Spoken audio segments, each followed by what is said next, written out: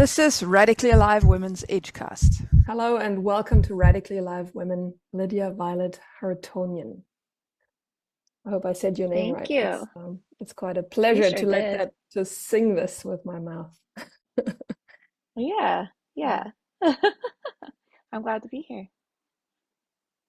Yes, and I'm curious to hear more about you. I know that you are a founder and a facilitator, space holder at the School of the Great Turning. So you take a stand for the work of Joanna Macy, the work that reconnects. And you bring your own flavor to it. I understand, like you're also a musician, an artist. And how would you introduce yourself to me now? Who are you right now? Wow. Well, I mean, who I am in any given moment changes. I would say today I'm a woman who's casting a spell over her life to pivot from tragedy to pleasure. And I feel that very strongly these days, that I'm kind of engaging a liberatory experiment of where and how in my life can I pivot from violence to pleasure, from hardship to pleasure. So I would say at my core these days, that's who I am. And then as far as kind of the edges that I walk in the world, I would say, yeah, I'm someone who I care a lot about how people are doing with what's happening in the world, because I know that paralysis and panic are very difficult places to live when you want to give to your world. When you actually care a lot and you want to liberate the gifts of the earth moving through you to collaborate with the earth for the sake of her own body, for the sake of her own wellness. And so I would say so much of what I do is in service of that, whether it's carrying Joanna Macy's work or playing music or leading community sings or engaging in justice education. I would say the through line in all of it is, how can I collaborate with the earth to bring healing to her own body and help liberate that in others? So I'm Iranian Armenian American. I grew up in New Jersey, and my parents are both from Iran, and so that's definitely shaped me. And growing up in the States has shaped me, and growing up playing violin and having a pretty big curiosity for the world. I love culture. I've always been an extrovert, which made the pandemic very difficult. Uh, but yeah, I'm, I don't know. I just, I guess I try and have one eye on myself and one eye on the world and find a balance in that. Yeah, it sounds really clear to me who you are, and I'm really glad to hear that. So I think this is really the path of a conscious woman nowadays, is to care for life, for the earth. And that's what really touched me when I went to one of these workshops in New Zealand with Inna Alex about like the work that reconnects. It's called Active Hope. It touched me that the purpose was so clear, like the purpose of the whole body of work was so clear, that it is about reconnecting on these three layers. And I would actually like to hear from you a bit more. Would you be willing to say something to people that might not ever have heard of the work that reconnects? Yeah. I mean, it started in the late 70s, early 80s, synthesized by Joanna Macy, who's 95 years old now. And I always like to remind people she started synthesizing the work that reconnects when she was 45. So that's a good reminder. And it ended up being a collection of teachings and group practices to essentially help us with existential despair, with burnout, with, the muscles of being alive right now. And I think, 15 years ago, when I would describe what my work was, it would take a while to describe it to people. And these days, I find people get it like that. because, for better or worse, there's a lot more sense that something is wrong in our world. We're not acting in collaboration with life. And there's quite a bit of desecration of life happening. And so the work that reconnects, I find, is really kind of an emotionally intelligent, spiritually alive body of work that's very grounded. It doesn't feel highfalutin to me. It doesn't feel kind of like it's floating above the ground. It feels like it's like, how do we really try and help hold the root of orientation of what it is to be alive right now and be in this world, so that you can leave and feel empowered to move in a way that makes sense to you, where you can allow your compass to be your care for the world in any given moment, and kind of concepts and practices you can do when you do feel overwhelmed and paralyzed. Because the thing is that we will. I mean, we've never been alive in a time like this, and we're growing into it. So having these practices or teachings that can help us in those moments seems to be invaluable right now. Yes, and there's like this. What touched me also was that these three stories that are being enacted, or these three stories Oh, that yeah. can you say something about that? I think Sure. There's a the teaching. special thing of it is like that I perceived is that it's there's a path of possibility. This is a way that we could go, instead of staying stuck in the despair that you mentioned earlier. Well, I don't like to talk down to the despair, Mm-hmm. because I don't think it's helpful. I think that we are too obsessed with blaming despair, especially in activist circles, but anywhere really. When I think that despair is such an understandable reaction to what is happening, and actually comes from our care for the world. It's there because we really deeply care about what happens. I actually think that the work that reconnects, and I've heard Joanna speak to this, is not about avoiding our pain for the world or making it go away, but it's about becoming unafraid of our pain for the world. Becoming unafraid, respecting it, moving with it, bringing it with us, saying, this grief that's here is so understandable, and I will keep moving because it doesn't need to define my sense of power or powerlessness. I can speak more to that at some point. But the three stories is a teaching that essentially says, a way that we can try and orient to what's happening right now, which is quite disorienting, is to look out on the world and we kind of see three stories. One being business as usual, all the mainstream ways that we're being told and asked, like who we are, and what we do in our world, what's kind of normalized. The second is the Great Unravelling. So the unraveling of the systems that have been supporting life, an acceleration of that unraveling, whether it be, the waters, the forests, the foods, us, that there's some kind of unraveling of living systems that's also taking place. So we have business as usual, we have the Great Unraveling, and then we have what Joanna popularized the term in the 80s, the Great Turning. The Great Turning being the millions and millions of people and the more than human world that is collaborating on behalf of life to sustain life. And it's not that one is over the other or under the other, but we live in this time where all three are happening at the same time.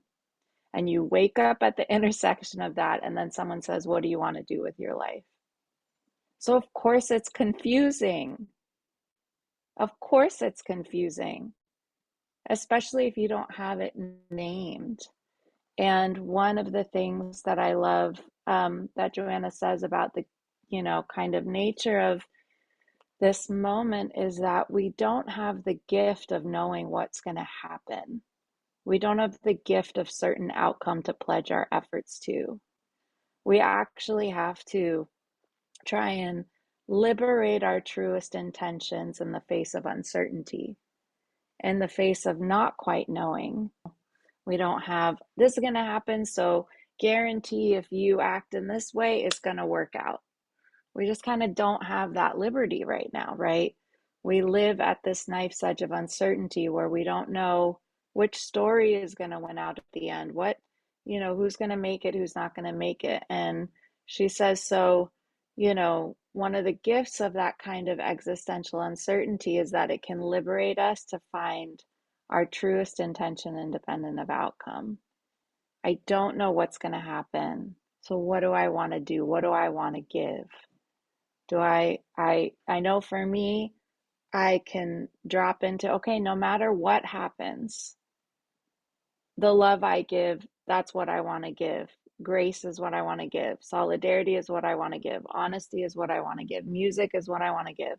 I don't actually need to know what's going to happen to know that those things have value for me.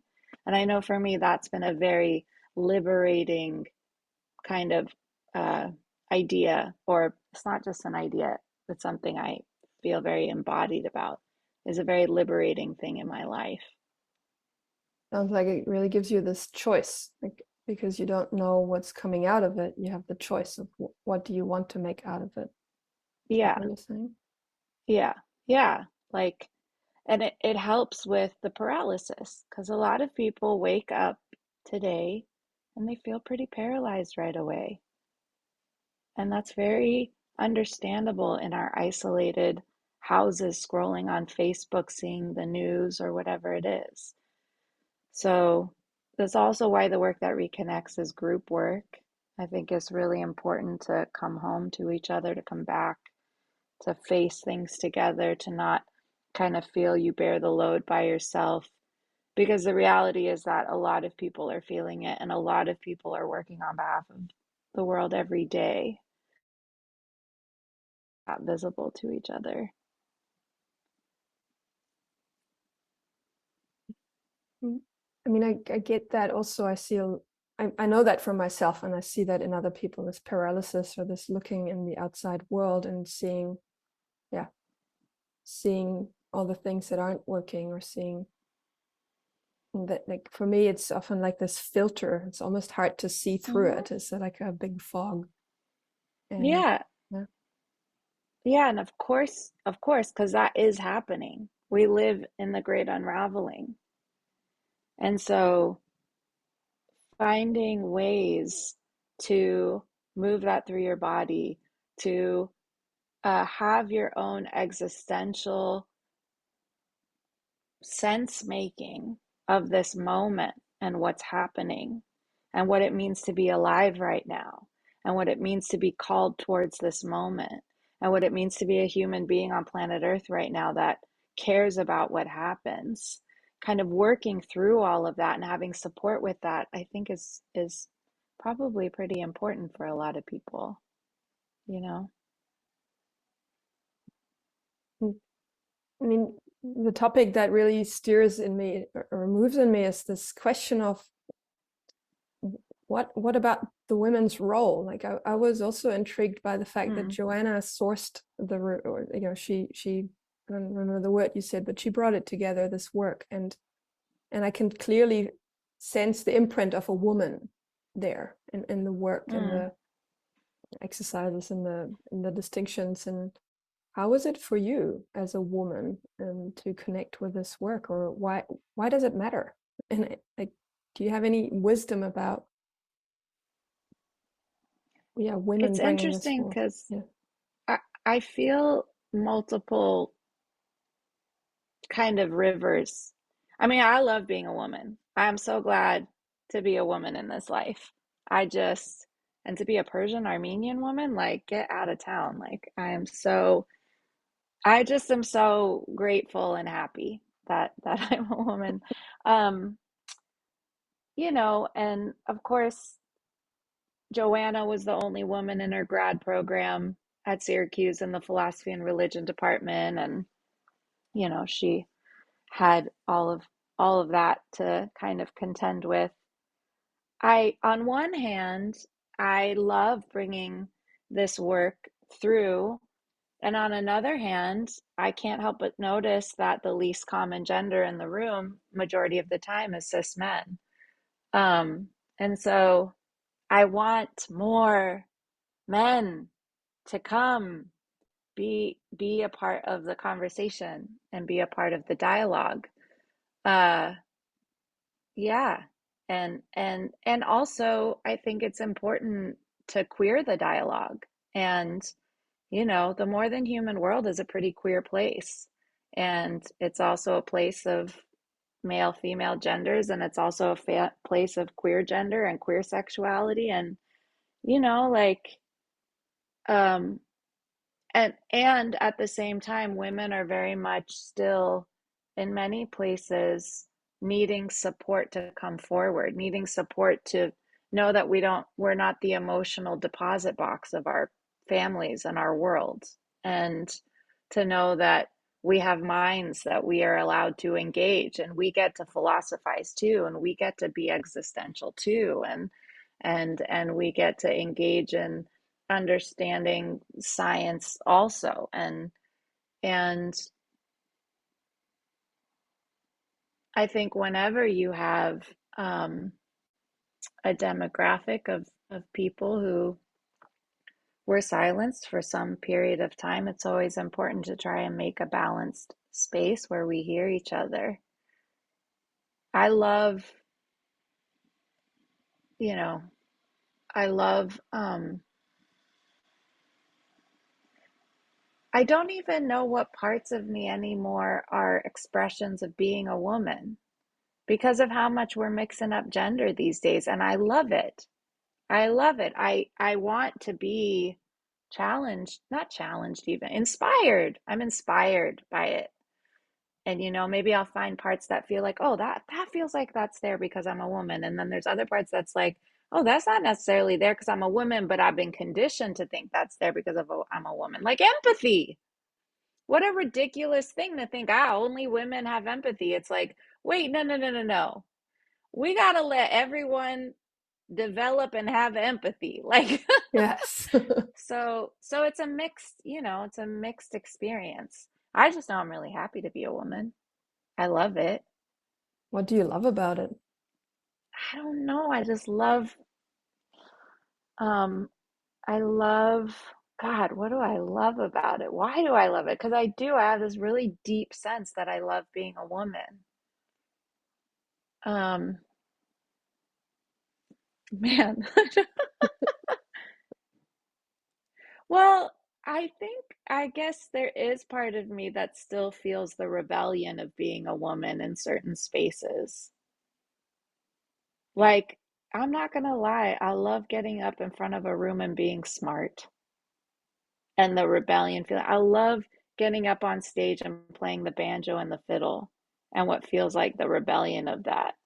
I guess I love the moments of rebellion that it still feels like to be a woman. And I guess I appreciate the permission to be a peacock, you know? I am I that's a privilege that I have because it's affirmed by my, gender role in society. I'm allowed to kind of print myself, and that's why it's important for me to support that in anyone else who enjoys that and wants to be that way. Yeah, I guess I enjoy the rebellion of it still. I was surprised to hear. I love that because in a way that is like the revolution. I hear also the revolution of being a woman. It's at this time and age. Yeah, I get to be a lot of different things, you know. I and I guess I claim that for myself. Yeah. What did you need to learn to be able to claim that for yourself? How did you get there? Or has that Man. always been there? I mean, I no. Not at all. I had to go through my own healing just like any other woman. I mean, I grew up very low self-esteem. I got picked on a lot. I got picked on a lot at school. And then I had a bit of a tumultuous home life. God bless my parents, but there was a lot of conflict. And um, I took solace in playing violin and being engaged in things in school. And then I would say in my early 20s, still very low self-esteem. And then there was this woman, Marguerite Rigoglioso, who was a teacher of mine in community college. And she was the first woman, she was a total witch, philosopher. I was maybe 23. And she was the first person to ever say to me, "Your cycle is not a dirty thing. Your cycle is not a dirty thing. And we have been oppressed, and we need to reclaim the magic and beauty of being women." And she was studying kind of female goddesses from Mesopotamia and Greece, and I had already been really into mythology as a kid, but nobody had ever put like liberation and mythology together for me. And that I would say that was I'm so grateful to have had that moment. It changed, it set me on a different path. And I would say I pursued my healing, since then. And therapy and understanding what it is that's been repressed and healing my relationship to my body and my sexuality. And no, it was intentional for sure. I guess now, I mean, I'm 42 now, and I think I've finally reached a place where I'm like, I get to revel in the gift of being alive.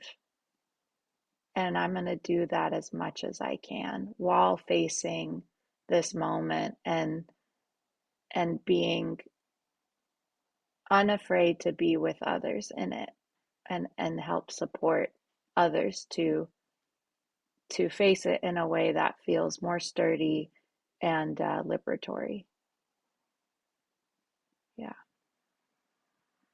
Thank you for asking me that. I don't know that I've ever been asked that, which is great because I've done lots of interviews. Yeah.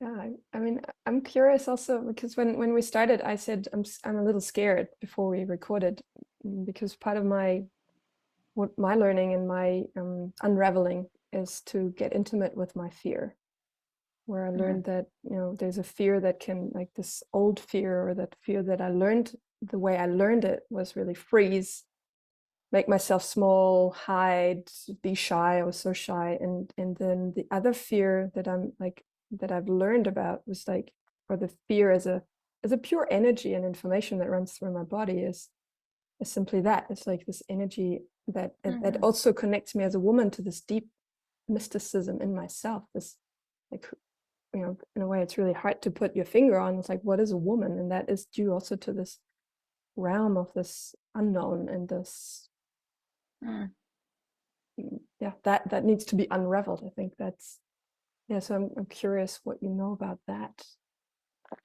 the Well, fear. I tend to say I think every voice inside of us is intelligent. Some of it just uses wounded language. Mm. So you're right in that fear is an intelligence arising within us, usually trying to protect us in some way, and can use wounded language. Like, you might say, "I'm afraid because I'm afraid to feel less than this other woman."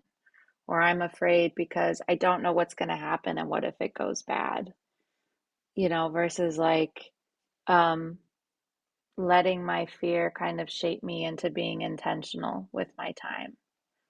Or, is there some really valid fear that's like, I need to put a boundary here for my own health and well-being?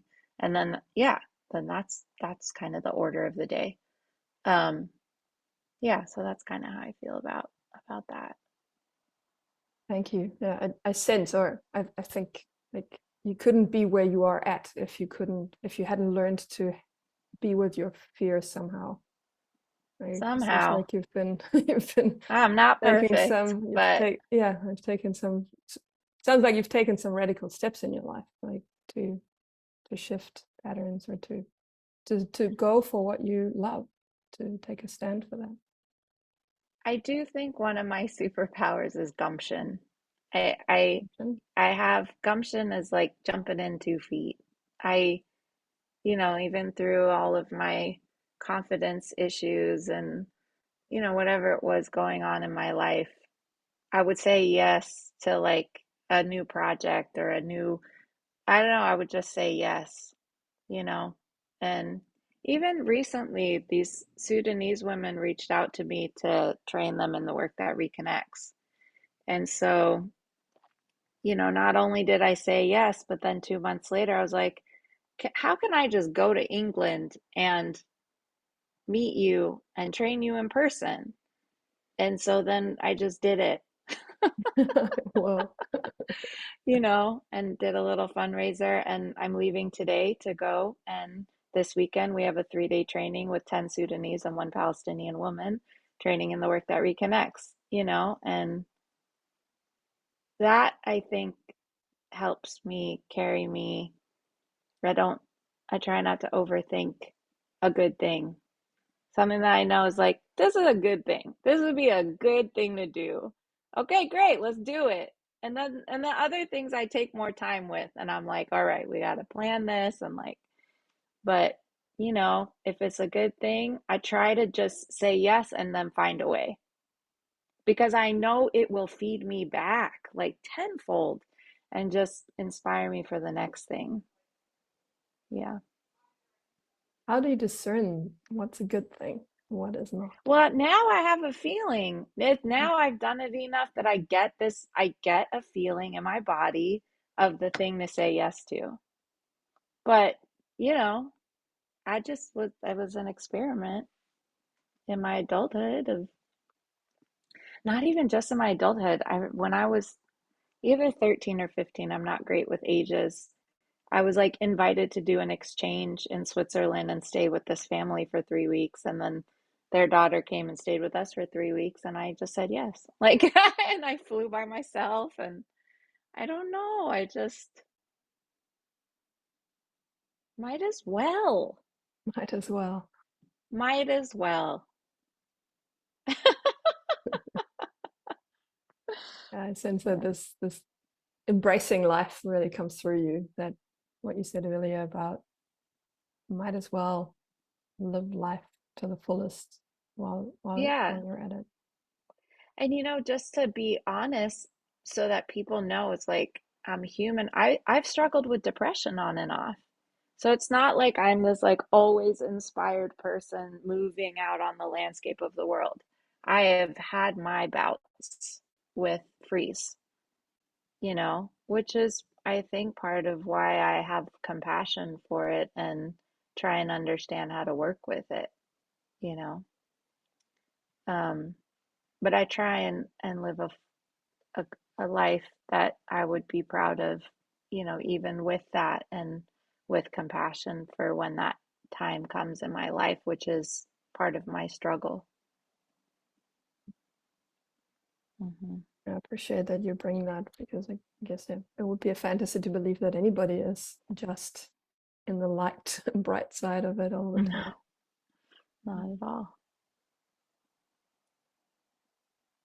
Are there, yeah, would you say that also, like, just to bring it back to the work that reconnects a bit more, which I guess it is all part of it, like, are there, like, is that, like, could women find also some support about depression in that work, or what would you say about that?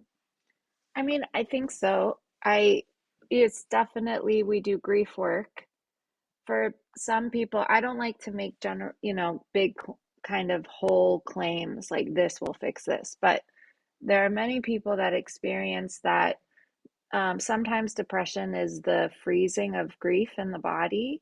And so if you have processes, that you do regularly where you come together with a group of people and you move through that grief and you kind of feed it with, like I said, teachings and practices, that helps to kind of get it flowing so that it doesn't feel so frozen.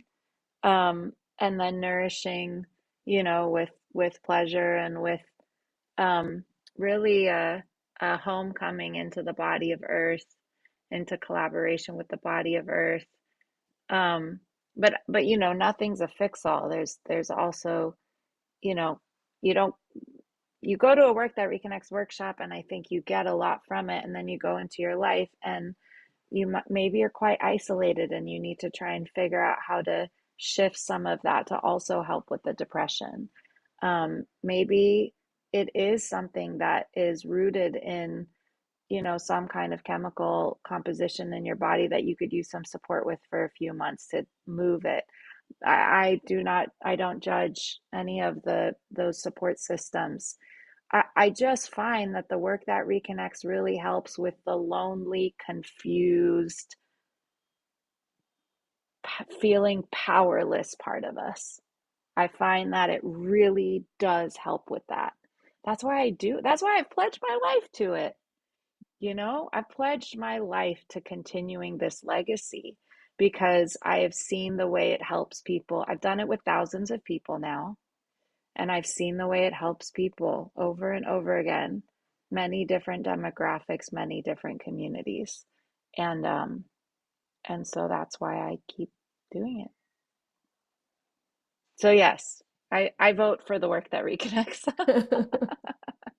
Yeah. Yeah, thank you for carrying that. I don't know whether that's an appropriate image, but Sure. it is like carrying the torch on and standing Yeah. for the earth. Yeah. I love this work very, very much, and I appreciate our whole community of people who carry it, and I'm very grateful I've been able to study and facilitate with Joanna and kind of sit at the root for 15 years, and that feels really good to be able to offer the world. Yeah. Is there anything else you want to say before we close? Just that if people want to study with me, they can go to School for the Great Turning. There's online and in-person workshops and retreats and classes. I'm teaching Essential Joanna Macy this fall, which is a really nice 8-week comprehensive online course of her work.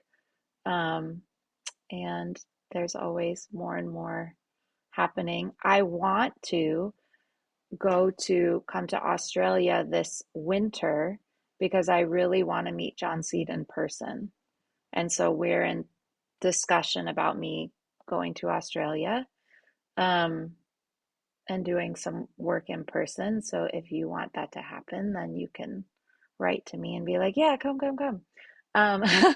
Right. And just, I want people to do what they need to do to feel not alone. You have permission to do that. You have permission to reach for me and these support systems. You have permission to reach for, I don't know, just moments in your community where you can kind of move some of that. And really, you are the earth humaning. The earth is our primary intelligence flowing through us, and we can take solace there and lean into that, I think, as we try and join in with a larger body healing herself. No matter what happens, that's a worthwhile thing to pledge ourselves to. There's no shame in that. There's no, I need to know what's going to happen. No. It is worthwhile to join in with that independent of outcome. You are a beautiful expression of the earth's curiosities and wonderings and skills and yeah, you get to be that in your life if that's what you want to claim for yourself. So yeah, and thank you for a good conversation. Imagine that you could become so radically alive that you would create not only the life that you love, but also the culture that comes through you that your being is designed to create. This is what this Edgecast is about. This is what this Edgecast aims to inspire in you as you listen to this right now. And this could be a daunting thing. And daunting is not a problem. Daunting simply means it's new, it's scary, and why not do it anyway? This is where evolution lies. Evolution is there where the fear is. So we're inviting you to join us on this journey and make it your own. You can do this by, keep diving into these free episodes, the episodes that we're gifting from a place of abundance and necessity. And you can also become a member, benefiting from some special content that we upload in the membership area. But really, the membership portal is for you to take more responsibility so that we can keep creating this content. And if you were willing to step even closer into the circle, you could join our in-person live offerings online. There are many transformative workshops and trainings that are on offer from various radically alive women across the globe. And you can find all of our offerings on our website, radicallyalivewomen.com. This Edgecast is brought to you by Radically Alive Women, a team of women consisting currently of Julia Neumann, Millicent Hoey, Annika Korsten, and Hannah Abuzara. See you soon.